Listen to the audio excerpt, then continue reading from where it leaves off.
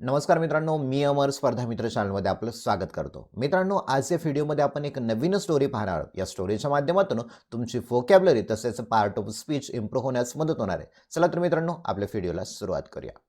बघा, स्टोरीमधला पार्ट 30 मधला आपला एक नवीन स्टोरी आपण घेऊन आलेला आहोत. आता स्टोरीमध्ये काय घडतं आपण पाहूया. स्वामी विवेकानंद यांच्या जीवनाविषयी ही एक स्टोरी आहे. पाहूया आपण स्टोरीमध्ये काय होतं.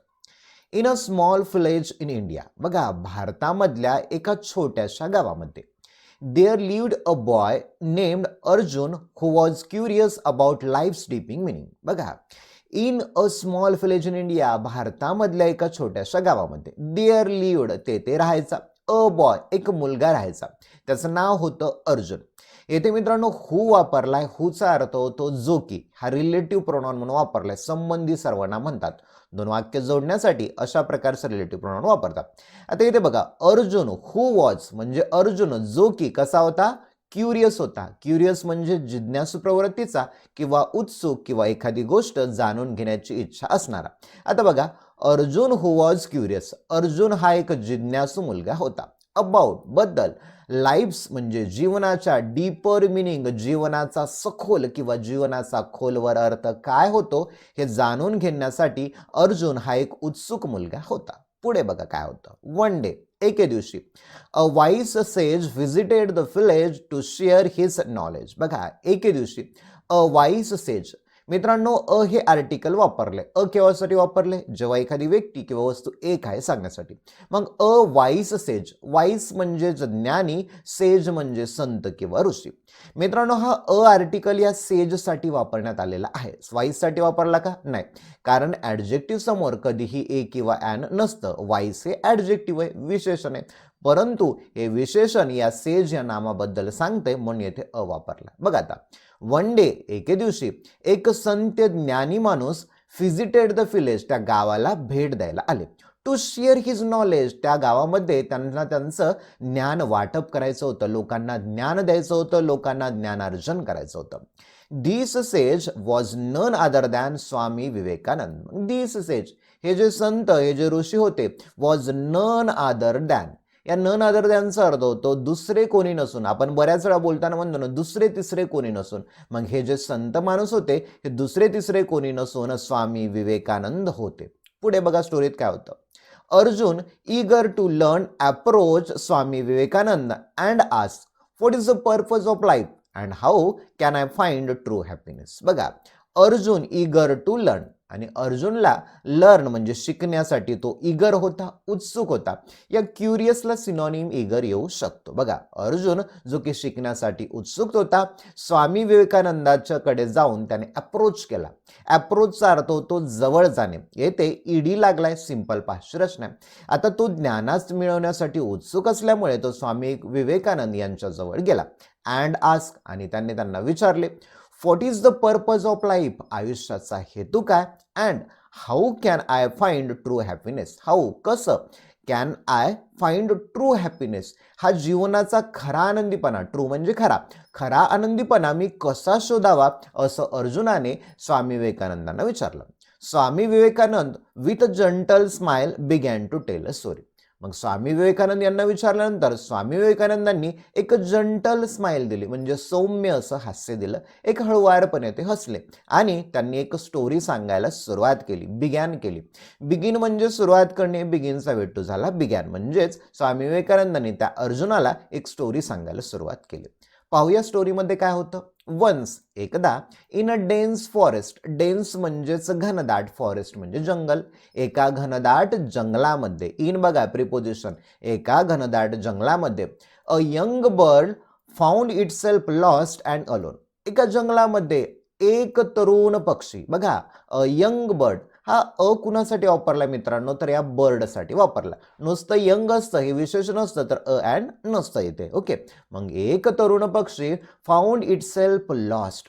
मित्रांनो लूज म्हणजे हरवणे किंवा गमावणे, या लूजचा विट येतो लॉस्ट. म्हणजे एक तरुण पक्षी जंगलामध्ये हरवला आणि तो अलोन होता. अलोन म्हणजे एकटा होता.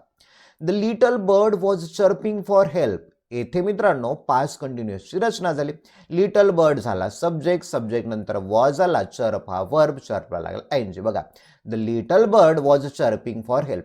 तो लहान पक्षी मदतीसाठी चर्प करत होता. म्हणजेच काय, तर तो किलबिलाट करत होता, चिवचिवाट करत होता. पक्ष्यांचा जो आवाज असतो त्याला चर्प असं म्हणतात. तो लहान पक्षी मदतीसाठी किलबिलाट करत होता.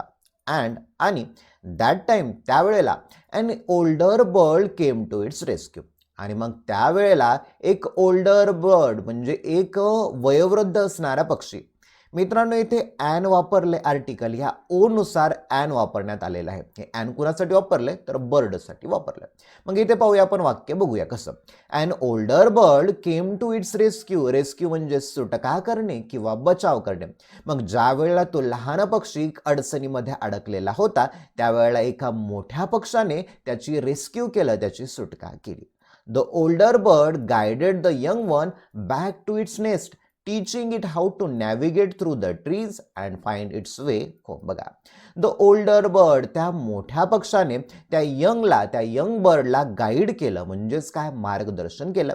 गाईड या क्रियापदाचं दुसरं रूप झालंय म्हणजेच guided. Young, okay. One back to its nest, its म्हणजेच त्याच्या, त्या पक्षाला त्याच्या नेस्टपाशी, त्याच्या घरट्यापाशी, बॅक म्हणजे परत पाठवण्यासाठी त्या मोठ्या पक्षानं त्याला मार्गदर्शन केलं, गाईड केलं. अँड टीचिंग इट, आणि त्याला शिकवलं, how to navigate through the trees. Navigate म्हणजेच काय, तर मार्ग काढणे. ओके. थ्रू म्हणजेच द्वारे, थ्रू हे प्रिपोजिशन आहे.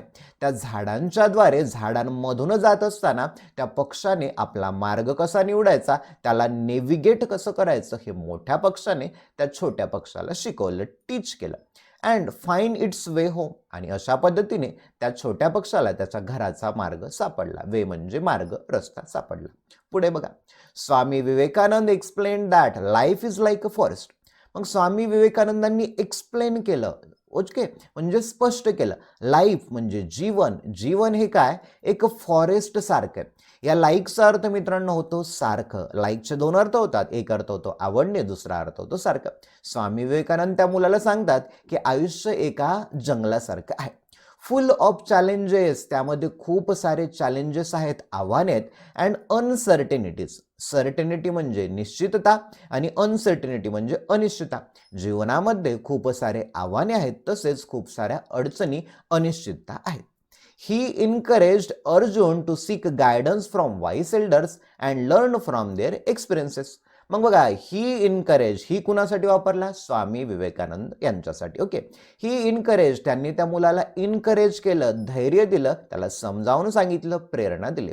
Arjun to seek guidance, seek म्हणजे घेणे किंवा शोधणे, मार्गदर्शन घ्या कुणाकडून, फ्रॉम वाईस एल्डर, जे ज्ञानी मोठे आहे तुझ्यापेक्षा त्यांच्याकडून मार्गदर्शन घेणे. And learn from their experience, learn म्हणजे शिकणे, फ्रॉम म्हणजे पासून किंवा कडून, डिअर म्हणजे त्यांच्या, एक्सपिरियन्स म्हणजे अनुभव. मग स्वामी विवेकानंदाला म्हणाले की मोठ्या वडीलधाऱ्या माणसांकडून तू शिकून घे आणि त्यांच्या अनुभवामधून तू शिकून घे. Just like the young bird did, जसं की त्या तरुण पक्षाने डीड म्हणजेच केलं, त्या पद्धतीने तूही तसंच कर. हेल्पिंग अदर्स, इतरांची मदत करा. And finding your inner strength, finding शोधणे, युअर तुझं, इनर स्ट्रेंथ, इनर म्हणजे आंतरिक, स्ट्रेंथ म्हणजे ताकद किंवा शक्ती. स्वतःच्या आंतरिक शक्तीचा फाइंड घ्या म्हणजेच शोध घ्या. Will lead you to true happiness, he added. आणि त्यामध्येच स्वामी विवेकानंदांनी ॲड केलं, म्हणजेच आणखी त्याला सांगितलं की तुला तुझ्या स्वतःच्या आंतरिक शक्तीचा, इनर स्ट्रेंथचा शोध घ्यायचा आहे आणि तेव्हाच तुला तो खऱ्या हॅपीनेसकडे, ट्रू हॅपीनेसकडे, खऱ्या आनंदीपणाकडे घेऊन जाईल. पुढे बघा, अर्जुन टूक Swami Vivekananda teaching to heart. आता येथे बघा, टीचिंग टू हार्ट म्हणजे मनावर घेणे. स्वामी विवेकानंद ॲपॉस्ट्रॉफी एस, विवेकानंद यांची जी मोरल होते, जे काहीतरी त्यांचा एक उपदेश होता, त्याने अर्जुनाने मनाशी घेतला. He began to show kindness to others. He began त्याने सुरुवात केली, to show kindness to others, इतर लोकांना काइंडनेस, दयाळूपणा दाखवायला त्याने सुरुवात केली. रिस्पेक्ट हिज एल्डर्स, मोठ्या लोकांचा त्याने आदर करायला सुरुवात केली. अँड सीक नॉलेज, आणि प्रत्येक गोष्टीमधून तो नॉलेज घेत राहिला, असं अर्जुनाने ठरवलं. As he grew older, grow म्हणजे वाढणे, ग्रोचा V2 झाला ग्रू. जसा तो मोठा मोठा होत गेला, ओल्डर वाढत गेला, Arjun became a source of inspiration for his village. Arjun become म्हणजे होणे, बिकमचा V2 झाला became. Arjun became a source of inspiration, source म्हणजे प्रेरणा, ऑफ म्हणजे साचीचे, इन्स्पायरेशन ओके म्हणजेच काय तर प्रेरणेचा स्रोत. बघा सोर्स म्हणजे स्रोत म्हणूया, इन्स्पायरेशन म्हणजे प्रेरणा. मग अर्जुन हा सर्व लोकांसाठी प्रेरणेचा एक स्रोत बनला. Spreading the lessons of compassion and wisdom, आणि सगळीकडे तो कंपॅशन म्हणजे करुणा, दयाळूपणा, आणि विजडम म्हणजे शहाणपणा यांचे लेसन्स, धडे सगळीकडे तो स्प्रेड करू लागला, पसरवू लागला. स्वामी विवेकानंद सिंपल स्टोरी टॉट Arjun that lives purpose lies in helping others and finding inner peace. बघा स्वामी विवेकानंद सिंपल स्टोरी ही स्वामी विवेकानंदाची छोटीशी स्टोरी. टॉट, टीच म्हणजे शिकवणे, टीचचं V2 झालं टॉट, शिकवले. कोणाला? अर्जुनाला शिकवले की लाईफ्स पर्पज, जीवनाचा हेतू, लाईज म्हणजे दडलेला आहे. कशामध्ये दडलेला आहे जीवनाचा हेतू? तर हेल्पिंग अदर्स, इतरांना मदत करणं, आणि फाइंडिंग इनर पीस, आणि स्वतःची आंतरिक शांतता. पीस म्हणजे आंतरिक शांतता, स्वतःची आंतरिक शांतता शोधणे आणि इतरांना मदत करणे हा जीवनाचा खरा पर्पज आहे. इन्स्पायर्ड बाय दीज टीचिंग्स, आणि या टीचिंगला, या शिकवणीला प्रेरित होऊन Arjun became a positive force in his community. Community म्हणजे समाज. मग अर्जुन त्याच्या समाजामध्ये एक पॉझिटिव्ह फोर्स, सकारात्मक ऊर्जेचा स्रोत बनला. And creating a ripple effect of kindness and understanding, आणि तोचा एक प्रभावीपणा पडला. काइंडनेस आणि अंडरस्टँडिंग म्हणजे दयाळूपणा आणि समजूतदारपणा त्याने स्वतःच्या मनाशी बाळगला. आता मित्रांनो पाहूया स्टोरीमधले असणारे महत्त्वाचे वर्ड. ओके बघा आता वर्ड. क्युरियसचा अर्थ होतोय जिज्ञासू, उत्सुक किंवा जाणून घेण्याची इच्छा असलेला. वाईस सेजचा अर्थ होतो ज्ञानी पुरुष. नन अदर दॅनचा अर्थ होतो दुसरे कोणी नसून. आपण बऱ्याच वेळा बोलताना म्हणतो नन अदर दॅन म्हणजे दुसरं तिसरं कोणी नसून. इगरचा अर्थ होतो उत्सुक. क्युरियस आणि इगर हे दोन्हीही सिमिलर वर्ड, सिनॉनिम आहेत, समानार्थी शब्द आहेत. Approach, approach, approach. मित्रांनो स्टोरीमध्ये ईडी वाला होता. ओके अप्रोच हा सेकंड वाला फॉर्म होता अप्रोच. ओके म्हणजे जवळ जाणे किंवा हाताळणे. पर्पजचा अर्थ होतो हेतू किंवा उद्देश. जंटल म्हणजे सौम्य किंवा कोमल. डेन्सचा अर्थ होतो घनदाट. चर्प चर्प चर्प म्हणजे किलबिलाट किंवा पक्ष्यांचा चिवचिवाट असणे. रेस्क्यू म्हणजेच बचाव करणे, मुक्तता करणे किंवा संकट, धोका, अत्याचार इत्यादीपासून वाचवणे. पुढे बघा नेव्हिगेट. नेव्हिगेटचा अर्थ होतो मार्ग दाखवणे. एक्सप्लेन, एक्सप्लेन, एक्सप्लेन म्हणजे एखादी गोष्ट स्पष्ट करणे. चॅलेंजेसचा अर्थ होतो आव्हाने. अनसर्टिनिटीचा अर्थ होतो अनिश्चिततेने. इनकरेज, इनकरेज, इनकरेज याचा अर्थ होतो धैर्य देणे. स्टोरीमध्ये हा V2 होता. टू सीक म्हणजे एखादी गोष्ट शोधणे. लीड म्हणजे घेऊन जाणे. काइंडनेस म्हणजे दयाळूपणा.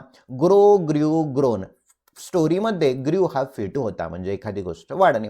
बिकम, बिकेम, बिकम म्हणजे एखादी गोष्ट होणे किंवा बनणे.